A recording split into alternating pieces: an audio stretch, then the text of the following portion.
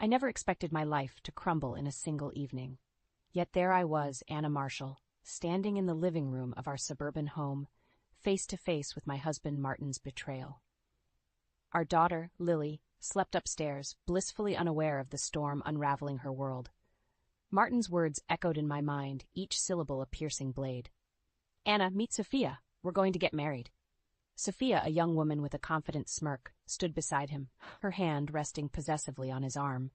I struggled to process the scene before me. "Married? But Martin, we're all ready." My voice trailed off as his dismissive glance cut me off. "We were never really married, Anna. You know we never filed the paperwork. It was always just convenient," he said, his voice cold and detached. "But, Lily?" I stammered, my heart racing with a mix of fear and disbelief. He shrugged, a cruel indifference in his eyes. "She's your daughter, Anna. I never really felt like a father to her. Besides, Sophia's pregnant. We need a fresh start." I felt my world spinning, my thoughts a chaotic whirlwind of confusion and hurt. "How can you say that? After all these years, how can you just discard us like we're nothing?" Martin's gaze was steely. "It's simple, Anna. I've moved on. Sophia understands me in ways you never did." Sophia's voice, laced with smug satisfaction, cut through the tense air. "Anna, it's better this way. Martin needs someone who can support his ambitions, not tie him down with domestic trivialities." I stared at them, my mind racing. The man I had loved, the father of my child, was a stranger. His betrayal wasn't just a wound. It was a deep, festering scar that threatened to consume my very being. "Anna, let's be adults about this. I'll support Lily, of course. But you and we're done," Martin said, his words final. The room felt suffocating, the walls closing in on me. This wasn't just a betrayal. It was the shattering of a life I thought I knew. As they turned to leave, Martin's parting words were a cold reminder of the harsh reality. "Goodbye, Anna. I hope you find someone who's right for you, someone capable of being happy with what you offer." The door closed behind them, and I was left alone, the silence a stark contrast to the turmoil raging within me. I sank to the floor, tears streaming down my face, not just for the love I had lost, but for the future that had been stolen from me and my daughter. But amidst the despair, a fire began to kindle in my heart.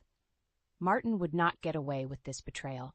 I would ensure he faced the consequences of his actions. This was not the end. It was the beginning of my fight. The morning light did nothing to ease the heaviness in my heart.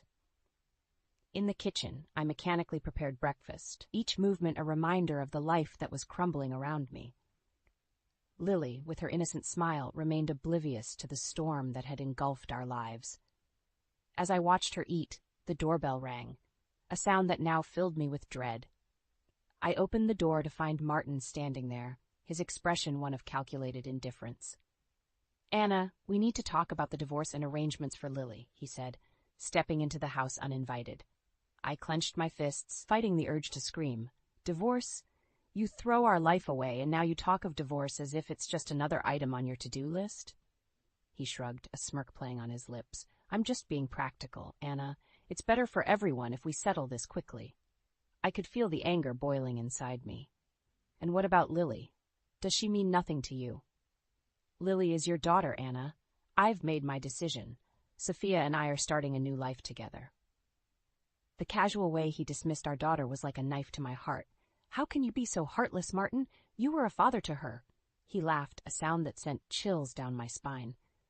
Was I, though? I was more of a donor than a father. Sophia is carrying my child now, and that's my future. I struggled to maintain my composure, the urge to lash out growing stronger. "You won't get away with this. I'll make sure of it." Martin's eyes narrowed. "Is that a threat, Anna? Be careful. You wouldn't want to make things worse for yourself." I stepped closer, my voice steady despite the turmoil inside me. "No, Martin, it's a promise. You've shown your true colors, and I won't let you destroy our daughter's life." For a moment he looked taken aback, but then his composure returned. "Do what you must, Anna, but remember, I'm a respected doctor. People will take my side." As he left, his words echoed in my mind. But they didn't scare me. They fueled my determination. Martin had underestimated me, and that was his biggest mistake. I would uncover his lies, reveal his deceit. This was no longer just about a broken marriage, it was about justice. Lily's voice brought me back to reality. Mommy, is Daddy not eating with us anymore? I knelt down, hugging her tightly. No, sweetie, but we'll be okay. We have each other, and that's all we need. As I held my daughter, I knew what I had to do. I had to fight, not just for me, but for Lily. Martin had awakened a strength in me that I never knew I had, and I was ready to use it. The following days were a blur of heartache and resolve. My mind raced with plans and possibilities, but one thought remained constant. Martin would not win this battle. My determination was tested when Sophia called me. Her voice, dripping with condescension, was like a match igniting my simmering anger. Anna, you need to be reasonable. Martin wants to move on with his life, and you're just holding him back. I'm not the one being unreasonable here, Sophia, I replied, my voice steady despite the storm raging within me. Martin has responsibilities, and he can't just abandon them because he's tired of playing house. She laughed, a sound that grated on my nerves. Oh, Anna, you're so naive. Martin doesn't owe you anything. And as for Lily, well, she's better off without a father like him. I clenched the phone tightly, my heart pounding. You know nothing about being a mother, Sophia. You think you can just step in and erase the past? Her tone was smug, triumphant. I'm not trying to erase the past, Anna. I'm helping Martin build a better future, one that doesn't include you. I hung up, my hands shaking with rage. How dare she speak of my daughter, of our life, with such disdain? But her words, venomous as they were, only strengthened my resolve. I started digging into Martin's past, looking for anything that might give me an edge. And then I found it. A discrepancy in his credentials. It was a small thread, but it was enough to unravel the tapestry of lies he had woven. I remember the day I confronted him. He arrived at the house to discuss the divorce, his usual arrogance on full display. Anna, I'm willing to be generous in the settlement, considering the circumstances, he said, a false generosity in his tone. I looked him straight in the eyes, my voice unwavering. Generosity? Is that what you call abandoning your family? Or is there more to your generosity than meets the eye, Martin? He faltered, a flicker of uncertainty crossing his face. What are you talking about, Anna? I'm talking about your medical license, Martin, or should I say, the lack thereof. His face drained of color, his composure crumbling. You don't know what you're talking about. But I did, and I had proof. I showed him the documents I had found, watched as his facade of confidence shattered. You can't use this, Anna, it will ruin me, he pleaded, his voice tinged with desperation. That's the point, Martin. You've already ruined us. Now it's your turn to face the consequences. I watched him leave, his usual swagger replaced by a defeated slouch.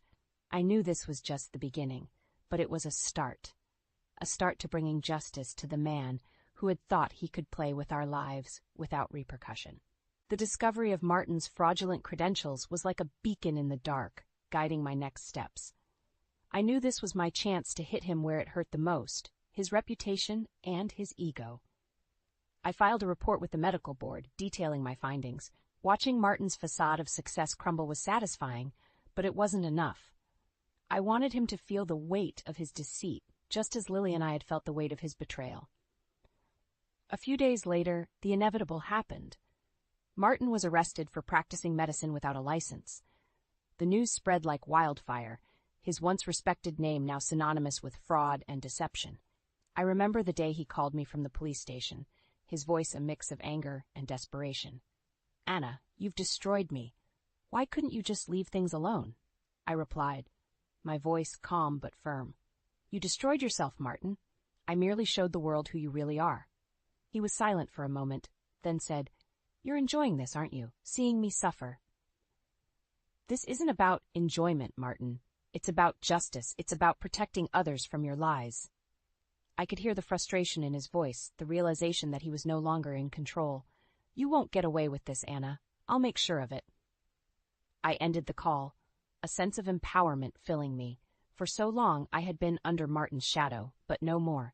I was standing up for myself, for Lily. But the battle was far from over. Sophia, undeterred by Martin's arrest, became more aggressive. She called me, her voice dripping with venom. You think you've won, Anna? Martin will be out soon, and when he is, he'll come back to me. You're just delaying the inevitable. I replied, my resolve unwavering. Sophia, You're delusional if you think a man like Martin will ever change. He's a user, and once he's done with you, he'll throw you away just like he did with us. Her laughter was cold, devoid of any real humor. We'll see about that, Anna. We'll see. As I hung up, I knew Sophia was a mere pawn in Martin's game, a game he was no longer winning. I had taken the reins, and I was not about to let go. The days that followed were a whirlwind of legal proceedings and media frenzy. Martin's reputation was in tatters, his career over. And through it all, I stood firm, a rock amidst the chaos. I was doing this for Lily, for all the times Martin had belittled and dismissed us. But more than that, I was doing it for myself, for the woman who had been silenced and overlooked for far too long. The courthouse was bustling with activity, but amidst the chaos, there was a sense of finality. Today was the day Martin's trial would come to an end, and with it, a chapter of my life that I was eager to close. As I sat in the courtroom, I could see Martin, a shadow of his former self, his arrogance replaced by a look of defeat. When our eyes met, there was no trace of the man I had once loved, only a desperate, broken individual. The judge's voice echoed in the room, pronouncing Martin guilty of practicing medicine without a license and fraud. The gavel's sound was like a symphony to my ears, a confirmation that justice had been served. After the sentencing, Martin approached me, his eyes pleading. "Anna, please, I need your help. I have nothing left." I looked at him, my heart void of any sympathy. "You brought this upon yourself, Martin. You thought you could play God with people's lives, with our lives. Now you face the consequences." He reached out, but I stepped back, my resolve unwavering. "Anna, I'm sorry. I never meant for it to go this far." "Sorry doesn't change what you did, Martin. It doesn't erase the pain you caused me and Lily." As the guards led him away, I felt a weight lift off my shoulders. I had stood up to the man who had tried to break me, and I had emerged victorious. Outside the courthouse, reporters swarmed around me, eager for a statement. I faced them, my voice clear and strong. Today's verdict is not just a victory for me, but for all those who have been silenced and manipulated by people like Martin. Let this be a lesson that the truth will always find its way, no matter how deep the lies are buried.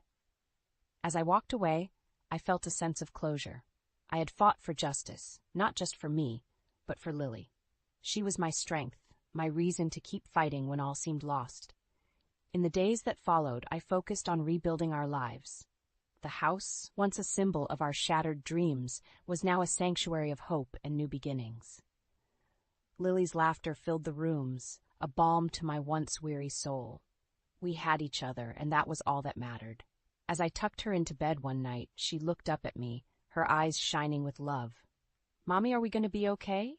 I kissed her forehead, my heart full of love for this precious child. "Yes, my darling, we're going to be more than okay. We're going to be great." And in that moment, I knew that our future was bright, free from the shadows of deceit and betrayal. Martin was a part of our past, but he would not define our future. We were moving forward, stronger and more united than ever.